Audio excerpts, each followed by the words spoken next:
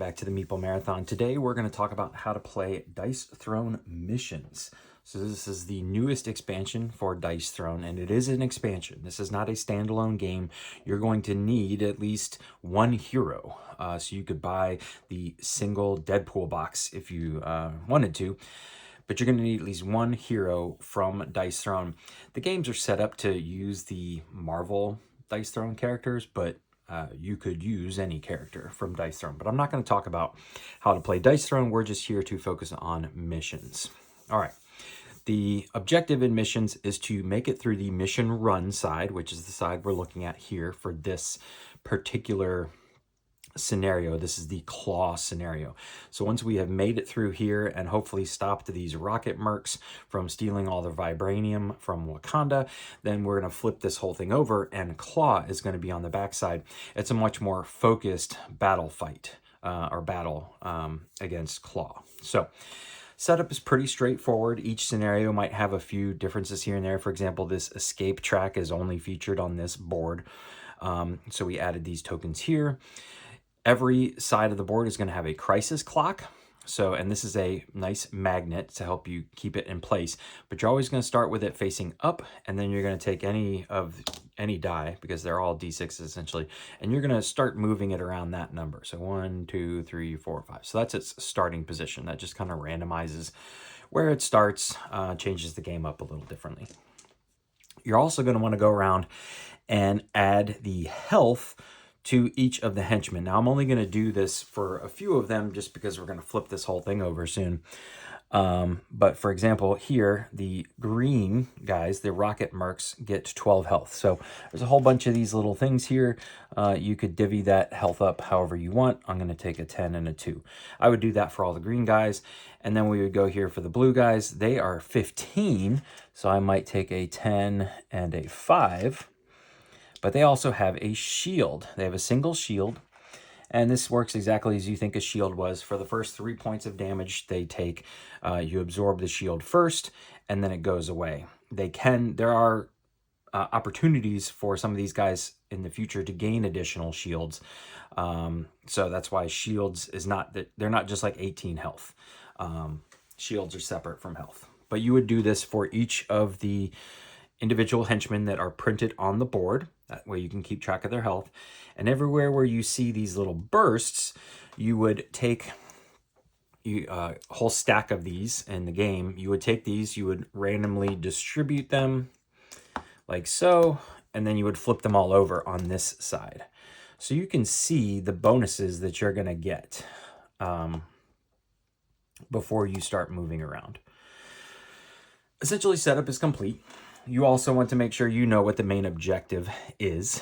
So we can see starting up top here, we have just a little scenario background, additional setup, which was telling us to put these here, and then what the main objective is. Our main objective is to take out the 4 rocket mercs. So 1, 2, 3, 4. Ideally, they're either going to escape, but ideally we take them out before they escape. If we can take 1, 2, 3, 4 out and make it to the exit, we have completed our objective. We don't actually have to take out the 2 blue shock troopers, but they're kind of standing in our way. So they're probably going to be inevitable casualties. We can also perfect the mission by not allowing any of the rocket mercs to escape. That is certain actions that they take are going to advance these 3 tracks. We get to choose, but you can see eventually once one of these things makes it to a certain spot, a number of these guys are going to escape.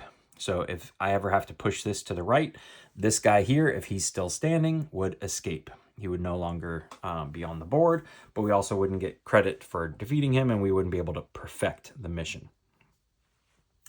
So we know what our objective is. There's a little tip here. And we kind of surveyed the land. And again, I'm not filling everything out simply because this is just meant to be a tutorial and not a full game playthrough. Once you're ready to start play, you always start with the movement turn. Now, this game is interesting that your characters have no movement limit. They have no movement stat. They can actually move anywhere along the board following movement rules, which is really just to say they cannot share a space, so you have to be on 2 different spaces, and they can't move through these darkened spaces. So right now, between this vibranium or junk or whatever that's on the map and the characters, the henchmen, they're blocking us from even getting to the exit. Now, the way you make it so you can get to the exit is by defeating a henchman. And so any henchman that you defeat, you'll actually cover up with one of these, and that tile can now be stepped on. You can now pass through that tile. So even characters like Rogue, though, who has flight, in her nature, she cannot just jump over people. You have to essentially stay tethered to the ground as you move around, but you can move to any location you want. There is no maximum or minimum. You can stay exactly put and move 0, or you can move all the way across the board as long as you can connect a clear line between you and your endpoint. These are considered a clear space. All right, so right off the bat, we're going to have to move up and take care of somebody. In a traditional game of Dice Throne, you don't have range or anything like that. You're just simply doing damage to the person sitting across from you, and it never mattered how far away you were. Well, in this game, they introduce range. So when introducing range, we have to talk about momentum. So these dials come with the expansion, and they are only used in this expansion. But in order to gain range, you have to have momentum to spend. All right, at the beginning of the game, you're going to have momentum level 1 card, and by playing more and more, you can upgrade this card to 3, 4, 5, and 6, I think maybe even. Now, this is not a campaign game, but you do earn perks for defeating the various missions, and it gives you ways to permanently upgrade things like your momentum stats like this. But at the very beginning, you can see that our momentum options are to recruit an ally, which we'll talk about here in a second, or gain range. So if I have 2 momentum and my guy was way back here, all I would have to do is spend 1 momentum, and I can now shoot anywhere on the board. So I could target this person, I could target this person. If I am here, I could target this person. I technically could target this person, but why would I spend momentum to do that? I have now gained range. It doesn't matter how far away it is. There's no line of sight rules. It's very straightforward, very easy. You just simply have to have momentum to do that. And you start the game with 0. And the main way to gain momentum is either on these bonus tiles or defeating enemies. You gain 2 momentum every time you defeat an enemy. It's kind of forcing you to run up and at least do some melee damage, get in the fray, and not just sit back here and hide from everyone and shoot people across the board. All right. So, on your turn, you will take your movement action.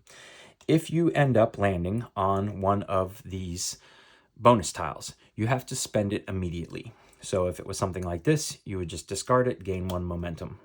If it's something like this, you would gain the evasive token to your player board. Other times, it may be something like, let me find one, like this. This would be a +1 modifier. I usually take these, place them on my player board, so I remember that during my attack, it's going to be +1 modifier. But then they are gone. Those bonus tiles are gone. They don't get replaced. After your movement, then you and anybody else you're playing with can simultaneously start taking a normal Dice Throne turn. And by that, I mean you take your upkeep phase. You take your main phase 1. You take your roll phase.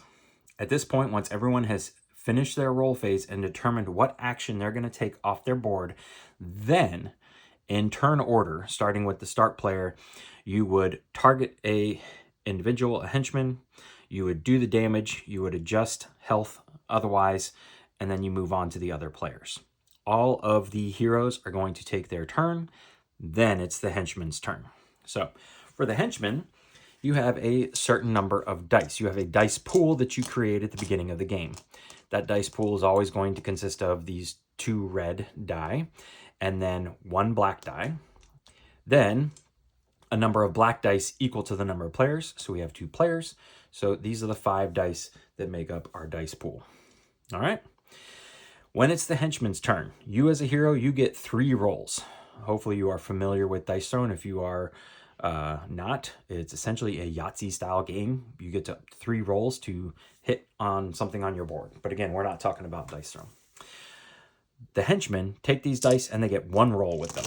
That's it. You do not re-roll them in any way, shape, or form. So right off the bat, this is very different than adventures, because adventures, you had a kind of priority roll you were trying to hit on, and so there were certain dice that you had to learn that you all right, I'm going to set those aside and I'm going to re-roll these. Here you just roll them once and you determine who can activate. Rocket Mercs are looking for 3 of these orange symbols. We've only got 2. So in this scenario, Rocket Mercs would not activate. Shock Troopers, however, are looking for this, and they've got it. If Rocket Mercs if it was something like that, the Rocket Mercs would activate. They don't steal the dice. They all share the dice. So all 3 of these guys could activate. And last but not least, since I rolled at least 1 6, Air Support is also going to activate. At this point, I always work left to right. So I'm going to do Shock Troopers first. And I always do reading order if it's necessary. And so top to bottom, left to right. In this case, though, Shock Troopers are ranged. We can see that here versus melee. So Rocket Mercs will only hit the person adjacent to them. Shock Troopers can hit anybody on the map. So there's 2 Shock Troopers. They're each going to do 3 damage to each. Multi-strike here means that every hero on the board is going to take it. Range means anywhere on the board is going to take it. And here it's 3 damage, but it's per Shock Trooper. We have not defeated any at this point. So that would be 6 total damage coming into our players. Now, at this point, we do get to roll defense. All right. Since it is regular damage, we can roll for defense. We would figure out how much damage we're taking. We would put damage back on them if necessary. And then at the end of it, each Shock Trooper is going to roll 1 die. And on the orange symbol, they're going to +1 the escape track. So they would take 2 dice. They would roll it here. They missed, lucky for us. But if they hadn't, say they rolled 1, we would choose one of these to push forward. That's specific to this mission. Not everybody has this set up. After we've done Shock Troopers, we would move on to Air Support. They are multi-strike, they are ranged, they are undefendable damage, and they also roll a single die to see if we move the escape track. The entity, the henchman entity that's on the far right here, is always considered an unstoppable threat. It cannot be stopped, it cannot be defeated, it cannot be damaged. All right, and it's usually going to hit on a 6. So if you roll a 6 on their die, it's going to take action. This unstoppable threat, just like the henchman, is going to change between scenarios, but just know that in this instance, Air Support, it's like a helicopter flying around, shooting down at our heroes. We're not able to shoot back at the helicopter for whatever reason. After the henchmen have taken their turn, we finally do the crisis clock. The crisis clock is going to advance a number of spaces equal to the number of players. So in this case, 2, it would go boom, boom. Anything it passes over and stops on, it has to activate. So if it had gone 3, we would all have to lose a CP, and the Rocket Mercs, the green characters, matches the symbol here, would have to do their crisis ability, which is listed down here. In this case, we only hit on the Rocket Mercs. So in this time, they would gain flight. So you would put a little flight status token on them. They would deal 1 collateral damage to all heroes. And so there's 4 of them, so that would be 4 collateral damage. And they would roll, in this case, 4 dice and move the track on a 4 or a 5. So you can see how you definitely want to start trimming down their numbers, because the more henchmen there are out on the board, the more devastating their attacks and crisis abilities are against you. And that's a full turn. After that, you would go right back to the heroes. They can move again, pick up bonus tiles if they so choose. Hopefully at some point or another, you're going to start taking these guys out, clearing the path, so you can either get to the exit or you can take everybody out. Again, there's ways to complete the mission, exit, and not complete the main objective. That's going to possibly hurt you when you flip it over. In this case, you actually regain less health, and you don't gain as much momentum if you don't perfect the mission. But it's important to note that when you finish this side, your board state stays the same. So your health level stays the same, your combat points you've accumulated stay put, any upgrades you've done to your board, and the hand that you have stays the same. We're just going to flip this whole board over and take on the boss. Before we do that, let's quickly talk about allies, because allies are very important in surviving this game. So there's always 3 allies who are available up at the top, and I've pulled these 2 down just as examples here. They cost in momentum the amount that's listed up here in the upper right corner. So in this case, we have Cloak, Magic, and Havoc. We'll put Havoc right here. On your turn, you can spend the required momentum and take them to be an ally. You would place them adjacent to you. You can only have 1 ally at a time, though. So if you want to get rid of an ally, that's fine. You can discard that ally. Allies have various things. Some of them have recruit actions, like Cloak. You would gain a shield on recruit. You gain 2 shields on recruiting Havoc. Some of them have passive abilities. For example, Cloak here says once per round you may add range to your defensive ability without spending 1 momentum. I'll come back to that in a second. Or here, once per round during your main phase, you can exhaust this character to deal 2 collateral damage to opponents. I think there might be a mistake with this card because I'm going to talk about what exhaust means right now. Exhaust for these cards actually means discard. I feel like it was a poor choice of words for them to use the word exhaust because that makes it feel like you get to keep it. But from what I understand from the rules, if you exhaust this character, you are giving them back up. And there's a huge stack of allies here, and they're pretty cheap too. So it's going to be easy to get new ones. And the exhaust abilities definitely may save your hide. Here you would deal 2 collateral damage, but here you prevent all damage from a single incoming attack, and it costs you 2. So I think there might be some clarification needed between the rules here as to what exhaust actually means versus discarding it and losing that ally, or just flipping it over. But the last thing with allies is that some of them have their own offensive ability. So Magic here, if she's next to you as an ally and you roll 3 4s, instead of activating something on your board, you can choose to activate Magic. Magic's attack is a melee attack, so you have to be adjacent, and you would deal 1 undefendable damage. Then if the opponent you attacked has 9 or less health, set their health to 0. So you take them out. And if you choose to give her up, also, you add an additional 3 undefendable damage. So that's how allies work. There's always 3 up here. Once one is recruited, you would simply just draw another one from the top of the stack and add it as an option. And they're going to come and go throughout the games. I mentioned earlier how you can spend 1 momentum to attack at range, and I failed to mention during the portion where you can roll for defense that if somebody is attacking you from range and you are not adjacent to them, you either have to just absorb that attack, or you can spend the same single momentum to defend at range. Turn your defense stat into a ranged defense, same way you do spending momentum to turn your attack into a ranged attack. Hopefully that makes sense. It's very straightforward. You just need to pay attention to how these people are attacking you. So if it says range and you're not adjacent to them, then your defense is going to have to gain range as well. In this case, you would spend 1 momentum to do so. All right. So we have talked about the basics of this side. Let's now flip this board over, which is what you would do once you have successfully defeated this mission, and talk about what's on the other side.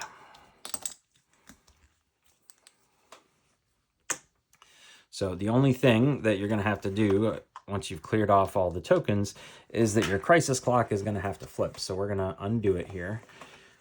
And we're going to flip this over. And we can see that Claw is now appearing on the back side here. So we'll change the location of our crisis clock. We're still going to point it straight up. All right, we're still going to randomly roll a d6. We're going to move it 5 times. 1, 2, 3, 4, 5. We don't have to take these effects. This is just the random starting spot. And we can see here that it's a much tighter layout. We're basically right on top of Claw. There are a few spots where we can be away from him, not adjacent. But if we look, all of his attacks are at range. So I don't know what the point is of backing away from him, but maybe there's a reason behind that. So the first thing we're going to do is we're going to fill up all of these spots just like we would have on the other side. So we'll put these out face up like so. We'll just reuse some of the ones for earlier because you're going to need these little bonuses. Claw is not joking around here. All right. And then you choose where you're going to start as a character. You just plop your character down on any space and we go from there. Turns happen essentially the same way. You have a movement phase. So if you want to like just move around the circle or say pick up a different token, you can do that, or you can just stay put. Then you're going to take your upkeep phase, your main phase, and your roll phase. You're going to do damage as necessary to Claw. Claw, however, has a defensive ability. Henchmen do not. So here, he doesn't actually have to roll any defense. He just, even if it's ranged, he's going to prevent 1 damage and deal 1 damage back. Other bosses actually roll dice, and you'll do that, and it'll tell you what happens. For him, then when it's his turn, he's going to take the same dice pool that you created on the flip side. So 5 dice. He's going to roll them again just 1 time. All right. He's got his set here, and now he's going to look from left to right. What's the first thing he can activate? Can he activate Klaxon Bomb? No, he doesn't have a 6. Can he activate this one? Thunderwave? No, he only has 1 of these little blue spiral symbols. Can he activate Sonic Blast? Yes. So that's what he's going to do. It would be multi-strike, so he would hit all of us. Here, we can actually put ourselves out here for the purposes of showing off. It would be multi-strike at range and then deal 3 undefendable damage. All right. So that's very straightforward. After that, we would move the crisis clock 2 spaces. We passed over the blue symbol and tan symbol, so we would have to do Oral Saw and Sonic Boom against us. Like I said, Claw ain't messing around. The bosses are nothing to joke at here. What I skipped over briefly was that at the beginning of the boss's turn, you're going to look at these 2 red dice, and you're going to take a number of these tokens. I'm missing a few here. And you're going to place them down, face down on these spots. So there's a 1 spot and there's a 3 spot. So here's the 1 spot. So I'm going to place this face down underneath this one. And the 3 spot is right here. So I'm going to place this one face down. Now here's the trick to battling the boss. If I move onto this location, and that's where I end my movement, I have to pick up both of these. I don't have a choice. I don't have to spend them, but I have to pick them up.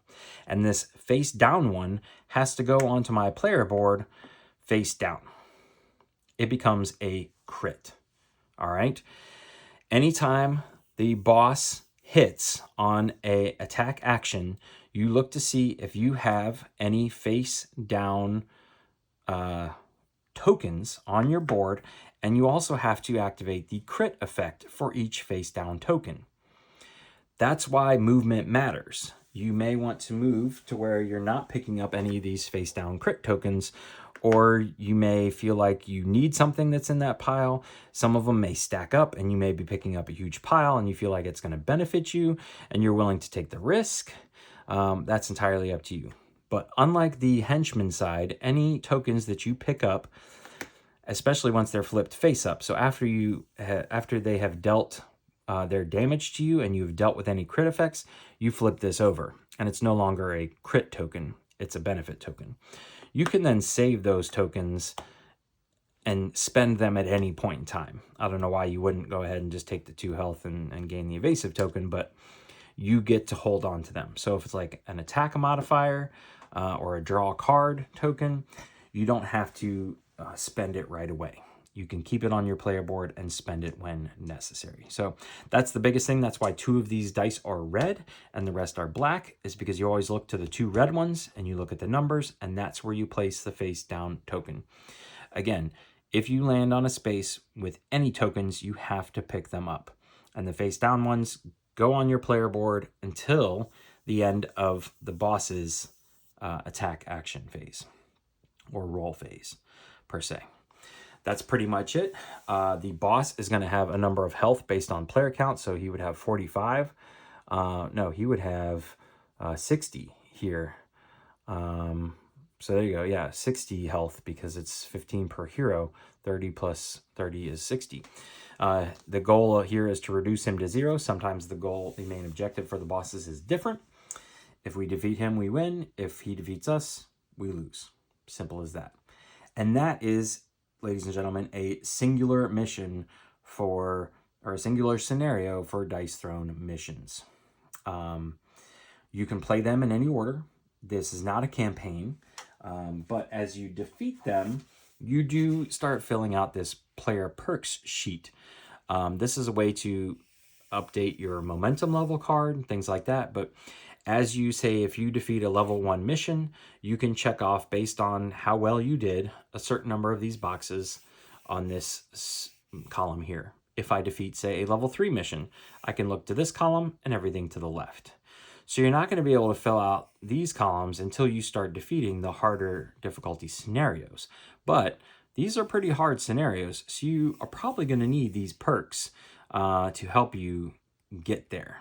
So that's the purpose of the perk sheet. It's a way for you to keep track of which scenarios have you defeated, which have you perfected, and gives you little bonuses along the way. And that's it. That's it for Dice Throne missions. I do appreciate how, quickly these set up and play as compared to Dice Throne Adventures, but they can be very brutal. This is definitely harder than Dice Throne Adventures, in my opinion, simply because there's so many threats at the beginning, and you can take a lot of damage really fast, especially if you just roll poorly. Well, if you roll well for the henchman or the boss, you can really do yourself in quite quickly, and it can be quite tricky. This one actually I have found is easier solo. At the lower the player counts, the easier it is, because you're actually rolling less dice. So you'd only be rolling 4 dice if you're playing solo, and it needs at least 3 to hit. So the odds of hitting the right combination is less. And I found that a lot of times they will just completely miss for whatever reason if you're playing solo.